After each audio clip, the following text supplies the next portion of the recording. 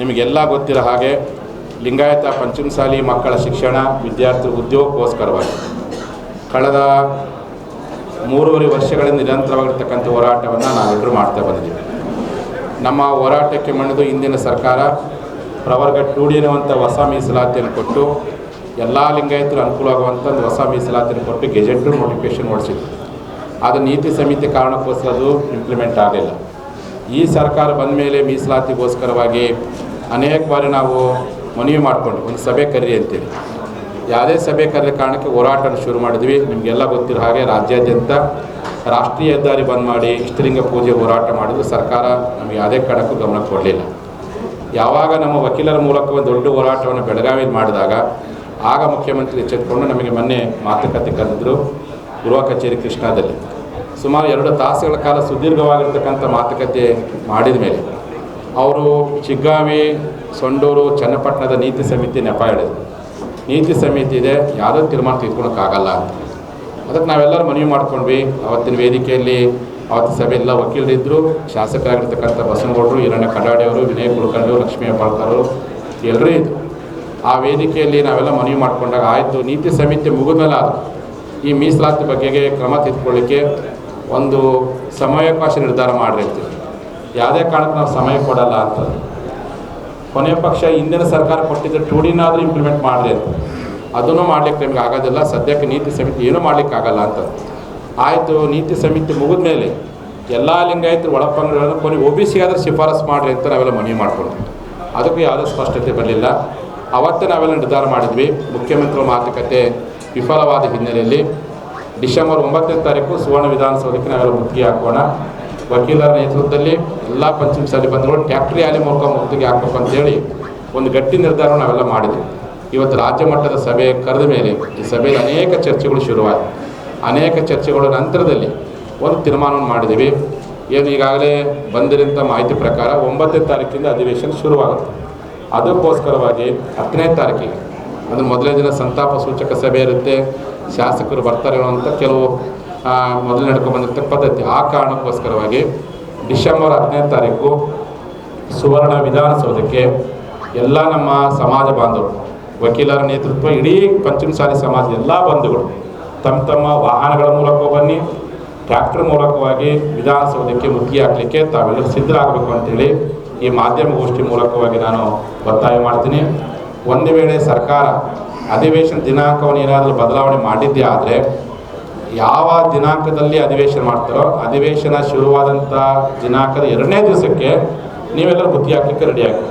ಈಗಿನ ಪ್ರಕಾರ ನಮ್ಮ ಜನಕ್ಕೆ ಒಂದು ಸಂದೇಶ ಏನಪ್ಪ ಅಂದರೆ ಈಗಿನ ಸರ್ಕಾರದ ಮಾಹಿತಿ ಪ್ರಕಾರ 9ನೇ ತಾರೀಕು ಅದಕ್ಕೆ ಶುರುವಾಗುತ್ತೆ. ಅದಕ್ಕೋಸ್ಕರವಾಗಿ ನಾವೆಲ್ಲ ಪಂಚಮಸಾಲಿಗಳು ಕನಿಷ್ಠ ಒಂದು 5 ಲಕ್ಷ ಜನ ಪಂಚಮಸಾಲಿಗಳು, ಕನಿಷ್ಠ 10,000ಕ್ಕಿಂತ ಹೆಚ್ಚು ವಕೀಲರು 5,000 ಟ್ಯಾಕ್ಟ್ರಿ ಆಲಿ ಮೂಲಕವಾಗಿ ಸುವರ್ಣ ವಿಧಾನಸೌಧಕ್ಕೆ ಮುತ್ತಿಗೆ ಹಾಕುವಂಥ ಗಟ್ಟಿ ತೀರ್ಮಾನವನ್ನು ಡಿಸೆಂಬರ್ 10ನೇ ತಾರೀಕು ಮಾಡಲಿಕ್ಕೆ ಈ ಒಂದು ಪತ್ರಿಕಾಗೋಷ್ಠಿಯಲ್ಲಿ ನಾಡಿನ ಎಲ್ಲ ನಮ್ಮ ಸಮಾಜ ಬಾಂಧವರನ್ನ ಸಂದೇಶ ಕೊಡಲಿಕ್ಕೆ ಬಯಸ್ತೀವಿ. ಒಂದು ವೇಳೆ ಅಧಿವೇಶನ ದಿನಾಂಕ ಏನಾದರೂ ಬದಲಾವಣೆ ಆಗಿದ್ದೇ ಆದರೆ ಯಾವ ದಿನ ಸರ್ಕಾರ ಅಧಿವೇಶನ ಘೋಷಣೆ ಮಾಡ್ತಾರೋ ಅದ್ರ ಮೊದಲನೇ ದಿವಸ ಅದು 2ನೇ ದಿವಸಕ್ಕೆ ನಾವು ವಿಧಾನಸಭೆ ಮುತ್ತಿಗೆ ಹಾಕಲಿಕ್ಕೂ ನಾವೆಲ್ಲ ತಯಾರಾಗಬೇಕು ಅಂತೇಳಿ ಎಲ್ಲ ನಮ್ಮ ಸಮಾಜ ಬಾಂಧವರಿಗೆ ಇಚ್ಛೆ ಪಡ್ತೀನಿ. ಯಾವುದೇ ಕಾರಣಕ್ಕೂ ಯಾರಿಗೂ ಭಯಬೇಡ, ಪೊಲೀಸ್ ಹಿಡಿತಾರೋ ಟ್ಯಾಕ್ಟರ್ ನಮ್ಗೆ ಗೊತ್ತಿಲ್ಲ. ಎಲ್ಲಿ ಪೊಲೀಸ್ ಹಿಡಿತಾರೋ ಅಲ್ಲೇ ನಾವು ರಸ್ತೆ ರೋಕ ಮಾಡೋ ಪ್ರಯತ್ನ ಮಾಡಿ. ಪ್ರತಿ ಹಳ್ಳಿಯಿಂದ ಕನಿಷ್ಠ ಅಂದ್ರೆ ಸಹ ಒಂದು 10 ಟ್ಯಾಕ್ಟರ್ ಬರಲಿಕ್ಕೆ ನೀವೆಲ್ಲ ತಯಾರಾಗಿ. ಇಡೀ ಕರ್ನಾಟಕಾದ್ಯಂತ ಮುಖ್ಯವಾಗಿ ಧಾರವಾಡ, ಬೆಳಗಾವಿ ಈ ಭಾಗದ ಜಿಲ್ಲೆಯ ಜನ, ಈ ಭಾಗದ ಜಿಲ್ಲೆಯ ಹೆಚ್ಚು ರೈತರು ನೀವೆಲ್ಲರೂ ಟ್ಯಾಕ್ಟರ್ ಮೂಲಕವಾಗಿ ಕೊನೆಯ ಪಕ್ಷ ನಿಮ್ಮ ಕೈಲಿ 10 ಟ್ಯಾಕ್ಟರ್ ಮಾಡ್ಕೊಂಡು ಪ್ರತಿ ಹಳ್ಳಿಯಿಂದ 5 ಟ್ಯಾಕ್ಟರ್ ಮೂಲಕವಾಗಿ ಸಹ ನೀವು ಹೋರಾಟಕ್ಕೆ ಧ್ವನಿಗೂಡಿಸೋ ಪ್ರಯತ್ನವನ್ನು ತಾವೆಲ್ಲರೂ ಸಹ ಮಾಡಬೇಕು ಅಂತೇಳಿ ಈ ಮೂಲಕವಾಗಿ ನಾಡಿನ ಜನರಿಗೆ ಹೇಳಿಕೆ ಇಚ್ಛೆ ಪಡ್ತೀನಿ. ಇದು ಒಂದು ರೀತಿ ಅಂತಿಮವಾಗುವಂಥ ಹೋರಾಟದ ಲಕ್ಷಣ ಕಾಣ್ತದೆ, ತಾರ್ಕಿಕ ಅಂತ್ಯಕ್ಕೆ ಹೋಗುವಂಥ ಎಲ್ಲ ಲಕ್ಷಣ ಕಾಣ್ತದೆ. ಈ ಹೋರಾಟದ ಹಿಂದೆ ಸರಿಯೋ ಪ್ರಶ್ನೆಯೇ ಇಲ್ಲ ಅಂತ ಕಾರಣ ಇವತ್ತಿನ ಸರ್ಕಾರ ರಚನೆ ಆಗಲಿಕ್ಕೆ ಪಂಚಮಸಾಲಿಗಳ ಹೋರಾಟನೂ ಪಾತ್ರದ ಸತ್ಯವನ್ನು ಮುಖ್ಯವಾಗಿ ಅರ್ಥ ಮಾಡ್ಕೊಳ್ಬೇಕು. ಈ ಋಣ ತೀರಿಸಲಿಕ್ಕೆ ಪ್ರಯತ್ನ ಮಾಡಬೇಕು. ಬೇರೆ ಬೇರೆ ಸಮುದಾಯದ ವಿಚಾರದಲ್ಲಿ ಯಾವ ರೀತಿಯಾಗಿ ಇಚ್ಛಾಶಕ್ತಿ ವ್ಯಕ್ತಪಡಿಸ್ತೀರಿ, ಆಸಕ್ತಿ ವ್ಯಕ್ತಪಡಿಸ್ತೀರಿ, ಪಂಚಮಸಾಲಿಗಳ ಮೀಸಲಾತಿ ಹೋರಾಟಕ್ಕೂ ತಮ್ಮ ಆಸಕ್ತಿಯನ್ನು ವಹಿಸಿ ನಮ್ಮ ನ್ಯಾಯವನ್ನು ಕೊಡೋ ಪ್ರಯತ್ನ ಮಾಡಬೇಕಾಗಿತ್ತು. ನಿಮ್ಮನ್ನು 2 ವರ್ಷಗಳ ಕಾಲ ನಾವೆಲ್ಲ ನೋಡಿದ್ವಿ. ಎಲ್ಲೇ ಒಂದು ಕಡೆ ಆ ಸ್ಪಂದನೆ ಸಿಗದ ಕಾರಣಕ್ಕೋಸ್ಕರವಾಗಿ ಇಡೀ ಸಮಾಜ ಬಾಂಧವರ ಒತ್ತಾಯದ ಮೇರೆಗೆ ಡಿಸೆಂಬರ್ 10ನೇ ತಾರೀಕು ಸುವರ್ಣ ವಿಧಾನಸೌಧಕ್ಕೆ ಮುತ್ತಿಗೆ ಹಾಕಲಿಕ್ಕೆ ನಾವೆಲ್ಲ ಸಿದ್ಧರಾಗಿದ್ದೀವಿ. ಆ ನಿಟ್ಟಿನಲ್ಲಿ ಕೂಡಲೇ ಮುಖ್ಯಮಂತ್ರಿಗಳು ಎಚ್ಚೆತ್ತುಕೊಂಡು ಈ ಸಮಾಜದ ಏನು ಹೋರಾಟ 10ನೇ ತಾರೀಕಿನ ಘೋಷಣೆ ಮಾಡಿ ಅಷ್ಟರೊಳಗಾಗೆ ನಮ್ಮ ಸಮಾಜಕ್ಕೆ ಮೀಸಲಾತಿ ಕುರಿತು ಕೂಡಲೇ ಅಧಿಸೂಚನೆ ಹೊರಡಿಸುವ ಪ್ರಯತ್ನವನ್ನು ತಾವು ಮಾಡಬೇಕು. ಇಲ್ಲದೆ ಹೋದರೆ 10ನೇ ತಾರೀಕು ನಡೆಯುವಂಥ ಮುತ್ತಿಗೆಯಲ್ಲಿ ಏನಾದರೂ ವ್ಯತ್ಯಾಸ ಆದರೆ, ಏನಾದರೂ ಅನಾಹುತ ಆದರೆ ನೇರ ಸರ್ಕಾರವೇ ಜವಾಬ್ದಾರಿ ಅನ್ನುವಂಥ ಮಾತನ್ನು ಈ ಸಂದರ್ಭದಲ್ಲಿ ಹೇಳಿಕೆ ಇಚ್ಛೆಪಡ್ತೀನಿ. ಆ ದೃಷ್ಟಿಯಲ್ಲಿ ನಮ್ಮ ಎಲ್ಲ ಸಮಾಜ ಬಂಧುಗಳು ತಾವೆಲ್ಲರೂ ಈ ಹೋರಾಟಕ್ಕೆ ಎಲ್ಲ ಪಕ್ಷದ ಶಾಸಕರು, ಹಾಲಿ ಮಾಜಿ ಎಲ್ಲ ಶಾಸಕರು ಹಿಂದೆ ಯಾವ ರೀತಿ ಹೋರಾಟಕ್ಕೆ ಬರ್ತಿದ್ರಿ, ನಿಮ್ಮ ಮೇಲೂ ಭಾಳ ದೊಡ್ಡ ಜವಾಬ್ದಾರಿ ಇದೆ. ನೀವೇನಾದರೂ ಶಾಸಕರಾಗಿದ್ದೀರಿ, ಮಂತ್ರಿಗಳಾಗಿದ್ದೀರಿ ಅಂದರೆ ಕೇವಲ ನಿಮ್ಮ ವೈಯಕ್ತಿಕವಾದಂಥ ವರ್ಚಸ್ಸಲ್ಲ, ಈ ಮೀಸಲಾತಿ ಹೋರಾಟ ಅನ್ನೋದನ್ನು ನೀವು ಯಾರು ಸಹ ಮರಿಬೇಡ್ರಂತ. ಆ ಕಾರಣಕ್ಕೆ ನಿಮ್ಮ ಮೇಲೆ ಋಣಭಾರ ಇದೆ. ಈ ಋಣವನ್ನು ತೀರಿಸೋ ಪ್ರಯತ್ನ ಇದ್ದವರು ನೀವು ಮಾಡಬೇಕಾಗಿತ್ತು, ಮಾಡಿಲ್ಲಂತ ಕೊರಗು ನಮ್ಮ ಜನರು ಕಾಡ್ತಾ ಇದೆ. ಆಗ ನೀವೆಲ್ಲ ಶಾಸಕರು, ಹಾಲಿ ಮಾಜಿ ಎಲ್ಲ ಶಾಸಕರು ಸಹ ಆ ಹೋರಾಟದಲ್ಲಿ ಭಾಗವಹಿಸಬೇಕು. ಜೊತೆಯಲ್ಲಿ ಅಧಿವೇಶನದಲ್ಲಿ ಈಗಾಗಲೇ ಬಸವಣ್ಣ ಪಾಟೀಲ್ ಯತ್ನಾಳ್ ಘೋಷಣೆ ಮಾಡಿದ್ದಾರೆ, ಅಧಿವೇಶನದಲ್ಲಿ ಸದನದ ಬಾವಿಗಳು ಅಹೋರಾತ್ರಿ ಧರಣಿ ಮಾಡ್ತೀವಿ ಅಂತ ಗಟ್ಟಿ ತೀರ್ಮಾನ ತೆಗೆದುಕೊಂಡಿದ್ದಾರೆ. ಅವ್ರು ಯಾವತ್ತು ಅಹೋರ ಧರಣಿ ಮಾಡ್ತಾರೆ, ಅವತ್ತಿನ ಧರಣಿಗೆ ಪಕ್ಷಾತೀತ ನೀವೆಲ್ಲ ಶಾಸಕರು ಭಾಗವಹಿಸಬೇಕು.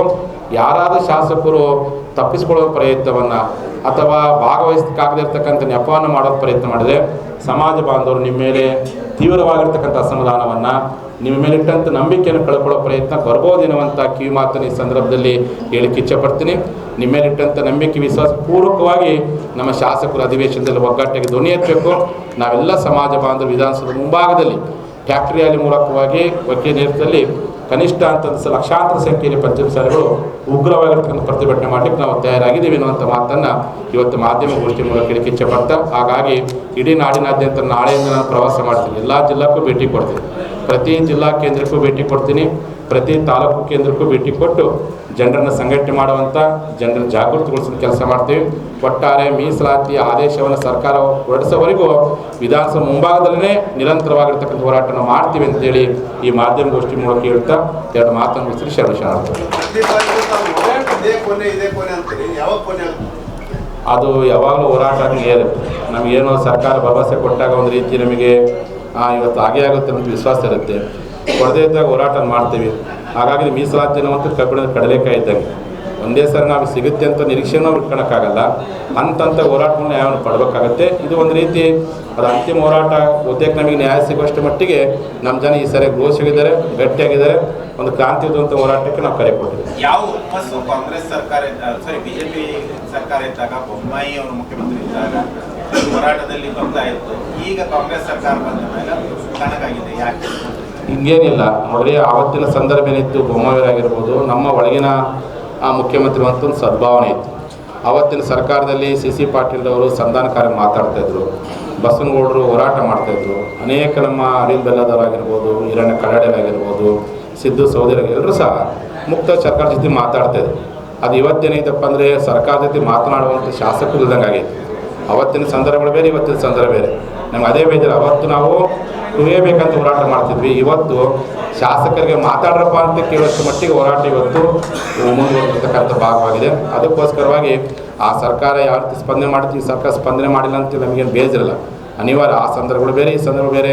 ಸ್ಪಂದನೆ ಮಾಡೋವರೆಗೂ ಹೋರಾಟದ ಸಂಕಲ್ಪ ಮಾಡಿದ್ವಿ. ಆ ಸಂಕಲ್ಪ ಪೂರೈಸಲಿಕ್ಕೆ ನಾವು ಸಿದ್ಧರಿದ್ದೀವಿ.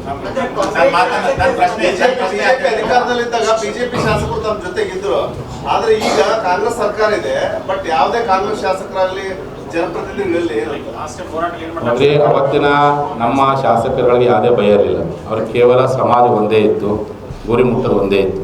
ಬಟ್ ಇವತ್ತಿನ ಸಂದರ್ಭದಲ್ಲಿ ನಮ್ಮ ಶಾಸಕರು ಒಂದು ಕಾಳಕ್ಕಿದೆ, ಎಲ್ಲರೂ ಏನಾರು ಮಾತಾಡಿದ್ರೆ ಏನು ತಪ್ಪು ತಿಳ್ಕೊಂತಾರೋ ಏನೋ ಅಂತ ಅನಿವಾರ್ಯ. ಆಯಾ ಪಕ್ಷಗಳ ಸಿದ್ಧಾಂತ, ಪಕ್ಷಗಳ ವಾತಾವರಣ ರೀತಿ.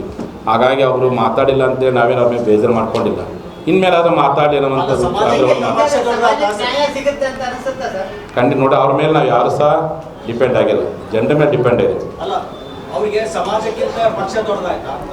ಅಲ್ಲ ನೋಡ್ರಿ, ಅವ್ರಿಗೆ ಕೊಟ್ಟಷ್ಟು ಮುಕ್ತ ಸ್ವಾತಂತ್ರ್ಯ ಈ ಸರ್ಕಾರದಲ್ಲಿ ನಮ್ಮ ಶಾಸಕರು ಕೊಟ್ಟಿಲ್ಲ. ಅಧಿವೇಶನದಲ್ಲಿ ಮಾತಾಡಲಿಕ್ಕೆ ಅವಕಾಶನ ಕೊಟ್ಟಿಲ್ಲ. ಬಸವನಗೌಡರು ಹೋಗಿ ಮಾತಾಡ್ಲಿಕ್ಕೆ ಕೇಳಿದಾಗ ಸ್ಪೀಕರ್ ಅವಕಾಶ ಕೊಡ್ತಾರೆ, ಉಳಿದ ಶಾಸಕರು ಅವಕಾಶ ಕೊಟ್ಟಿಲ್ಲ. ಅಂದರೆ ಇವರು ಕೇಳಬೇಕಾಗಿತ್ತು, ನೀವು ಮಾತಾಡೋಕ್ಕೆ ಕೊಡಲೇಬೇಕು ಅಂತೇಳಿ. ಇವ್ರು ಕೇಳಿಲ್ಲ, ಅವ್ರು ಕೊಟ್ಟಿಲ್ಲ. ಹಾಗಾಗಿ ಅವತ್ತಿನ ಸಂದರ್ಭದಲ್ಲಿ ಯಾವ ರೀತಿಯಾಗಿ ಸ್ವಾತಂತ್ರ್ಯ ಇತ್ತು, ಯಾವ ರೀತಿಯಾಗಿ ಒತ್ತಡಗಳಿತ್ತು, ಅದೇ ಮಾದರಿಯಲ್ಲಿ ಇವರು ಸಹ ಮಾಡಲಿ ಅಂತ ನಾವು ಹೇಳಿಕ್ಕೆ ಇಚ್ಛೆಪಡ್ತೀವಿ. ಇವರು ಸಹ ಮಾತಾಡಲಿ ಅಂತ ಹೇಳಿಕ್ಕೆ ಇಚ್ಛೆಪಡ್ತೀವಿ. ಅದು ಯಾಕೆ ಮಾತಾಡ್ತಾರೆ ಅನ್ನೋದು ನೀವು ಮಾಧ್ಯಮದವ್ರ ಪ್ರಶ್ನೆ ಕೇಳಬೇಕು. ನೀವು ಪ್ರಶ್ನೆಗೆ ನಾನಂತರೂ ಹೋರಾಟ ಮಾಡ್ತಿದ್ದೀನಿ, ಜನರು ನಂಬಿದ್ದೀನಿ. ಅಲ್ಲ, ಅದಕ್ಕೆ ಈಗ ಅವರಿಗೆ ಮೊನ್ನೆ ದಿವಸ ಅವ್ರ ಮನೆ ಬಾಗಿಲಿಗೆ ಹೋಗಿ ಮನೆಗೆ ಕೊಟ್ಟು ಮಾತಾಡ್ರಪ್ಪ ಅಂತೇಳಿ ಅವತ್ತು ಮಾತಾಡಲಿಲ್ಲ. ಇನ್ನು ನಾಳೆ ನಿಮ್ಮ ಭಾಗದಲ್ಲಿ ಅಧಿವೇಶನ ಇನ್ಮೇಲೆ ಮಾತಾಡ್ರಿ ಅಂತೇಳಿ ಇನ್ಮೇಲೆ ಅದಕ್ಕೆ ಅವ್ರು ಮಾತಾಡೋದಿಲ್ಲ ಕಾರಣಕ್ಕೆ ವಕೀಲರು ಬೆನ್ನತ್ತಿ ನಾವು ವಕೀಲರ ನೇತೃತ್ವ ಯಾಕೆ ಮಾಡಿದಪ್ಪ ಅಂದರೆ ನಮ್ಮ ಹೋರಾಟದಲ್ಲಿದ್ದಂಥ ಮಾಜಿಗಳು ಆದಿಗಳಾದ ಮೇಲೆ ಮಾತಾಡ್ತಿಲ್ಲ ಅಂತ ನೋವಿತ್ತು. ಇನ್ನು ವಕೀಲರ ಮೂಲಕವಾಗಿ ಸರ್ಕಾರ ಗಮನ ಕೊಡಬೇಕಂತ ವಕೀಲರ ಮೂಲಕ ಹೋರಾಟ ಮಾಡಿದ್ರೆ ಸರ್ಕಾರ ಕೊನೆಗಳೇ ಬೆಂಡಾಗಿ ನಮ್ಮನ್ನು ಕರೆದು ಮಾತುಕತೆ ಇಷ್ಟಾರ ಮಾಡ್ತಾರೆ. ಅದು ವಕೀಲರ ನೇತೃತ್ವ ವಶಕ್ಕೆ ಮಾಡ್ತಾರೆ. ಇದಕ್ಕೆ ಅದಾಕಿದ್ದು ಅದಕ್ಕೆ ಈಗ ನಾವೇನು ಮಾಡಿದ್ವಿ, ಉಗ್ರವಾದ ಹೋರಾಟ ಕರೆ ಕೊಟ್ಟರು. ಈಗ ನಿಮ್ಮ ಅಧ್ಯಕ್ಷರಾದಂಥ ಶಾಸಕರು ಆ ಹೋರಾಟ ಸಂಬಂಧದಲ್ಲಿ ಬೊಮ್ಮಾಯಿ ಸರ್ಕಾರ ಇದ್ದಾಗ ಸಾಕಷ್ಟು ಮುಚ್ಚಣೆಯಲ್ಲಿ ನಿಂತು ಸಾಕಷ್ಟು ಘೋಷಣೆಗಳನ್ನು ಮಾಡ್ತಾರೆ, ಉಗ್ರವಾದ ಭಾಷಣ ಮಾಡ್ತಾರೆ. ನಿಮ್ಮ ಸಭೆಗೆ ಬಂದಿಲ್ಲ. ಇದು ನಿಮ್ಮ ಹೋರಾಟ ಅಥವಾ ನಿಮ್ಮ ಸಂಘಟನೆಯಲ್ಲಿ ಒಡಕೂಟಾಗಿದೆ? ಇಲ್ಲ, ಸಂಘಟನೆ ನೋಡ್ರಿ, ಹೋರಾಟ ನಿರಂತರ. ಯಾರು ಹೋರಾಟ ಮಾಡ್ತಿದ್ದ ಜನ ಬೆಳೆಸ್ಕೊಂಡು ಹೋಗ್ತಾರೆ. ಅವತ್ತಿದ್ರು ಇವತ್ತಿಲ್ಲ ಅಂತೇಳಿ ಹೋರಾಟ ಸರಿ ಪ್ರಶ್ನೆ ಇಲ್ಲೇ ಇಲ್ಲ. ಅವರೆಲ್ಲರೂ ಬರಲಿ ಅನ್ನೋವಂಥದ್ದೇ ನಾವು ಒತ್ತಡ ಮಾಡ್ತೀವಿ. ಅವರೆಲ್ಲ ಬಂದು ಭಾಗವಹಿಸಿ ನಿಮ್ಮ ಮೇಲೆ ಜನ ನಂಬಿಕೆ ಇಟ್ಟಿದ್ದಾರೆ. ಯಾವ ಕಾರಣಕ್ಕೂ ಹೋರಾಟದಿಂದ ಹಿಂಸೆ ಪ್ರಯತ್ನ ಯಾರು ಮಾಡಬೇಡ್ರಿ, ಬಂದು ಭಾಗವಹಿಸಂತ ಅವ್ರಿಗೆಲ್ಲ ನಾವು ಕಿವಿ ಮಾತಾಡ್ತೀವಿ. ನಿಮ್ಮ ಅಧ್ಯಕ್ಷರಿಗೆ ಈಗ ಈ ಹೋರಾಟಕ್ಕಿಂತ ಒಂದು ಕುರ್ಚಿ ಅಥವಾ ಪಕ್ಷ ಇಲ್ಲ, ಅದನ್ನು ನಾನು ಏನು ಹೇಳಕ್ಕೆ ಹೋಗೋದಿಲ್ಲ. ಅವರೆಲ್ಲ ಶಾಸಕರು ಆತ್ಮ ಪರಿವರ್ತನೆ ಮಾಡ್ಕೊಳ್ಳಿ, ಆತ್ಮ ವಿಮರ್ಶನೆ ಮಾಡ್ಕೊಳ್ಳಿ, ಆತ್ಮಾವಲೋಕನ ಮಾಡ್ಕೊಂಡು ದುಡಿಲಿ. ನಿಮ್ಮ ಮೇಲೆ ಜನ ನಂಬಿಕೆ ಬಿಜೆಪಿ ಸರ್ಕಾರ ಅಂತ ಕಾಂಗ್ರೆಸ್ ಶಾಸಕರು ದೊಡ್ಡದಾಗಿ ಮಾತಾಡ್ತಾರೆ, ಕಾಂಗ್ರೆಸ್ ಸರ್ಕಾರ ಅಂತ ಬಿಜೆಪಿ ಶಾಸಕರು ದೊಡ್ಡದಾಗಿ ಮಾತಾಡ್ತಾರೆ. ಹಂಗೇನಿಲ್ಲ ನೋಡ್ರಿ, ಈಗಿನ ಶಾಸಕರುಗಳು ಅವತ್ತು ಮಾತಾಡಿದ್ರೆ ಇವತ್ತು ಮಾತಾಡ್ಕತ್ತಾರೆ. ಅವ್ರ ಬಗ್ಗೆ ನಾವೇನು ಸಹ ಮಾತಾಡ್ತೀವಿ. ಅವ್ರು ಅವತ್ತು ಹೆಂಗೆ ಮಾತಾಡಿದ್ರು, ವಿರೋಧ ಪಕ್ಷದ ಇವತ್ತು ಮಾತಾಡ್ಕತ್ತಾರೆ. ಅದೇ ಮಾದರಿ ಈ ನಮ್ಮ ಕಾಂಗ್ರೆಸ್ನ ಶಾಸಕರು ಮಾತಾಡಲಿರುವಂಥದ್ದೇ ನಮ್ಮ ಆಗ್ರಹ. ಎಲ್ಲ ಸ್ವಾಮಿ ಯಾರದಾರ ಎಲ್ಲರೂ ಬರಲಿ, ಪಂಚಮಸಾಲಿ ಜನಾಂಗದ ಬಗ್ಗೆ ಯಾರಿಗೆ ಕಳಕಳಿತೆ ಎಲ್ಲರೂ ಬರಲಿ ಅಂತ ಹೇಳಕ್ಕೆ ಇಚ್ಛಪಡ್ತೀವಿ. ನಾವು ಯಾಕೆ ನಾವು ನೋಡ್ರಿ ಬಂದವರಿಗೆ ಸ್ವಾಗತ ಮಾಡ್ತಾರೆ, ಕಾಲು ನೋಯ್ತು ಹೋಗ್ತಾನೆ ಹೋಗೋರಿಗೆ ಬೀಳ್ಕೊಡ್ತೀವಿ. ಇಷ್ಟೇ ಬಿಡ್ರಿ ಸ್ವಾಮಿ ಸಾಕು.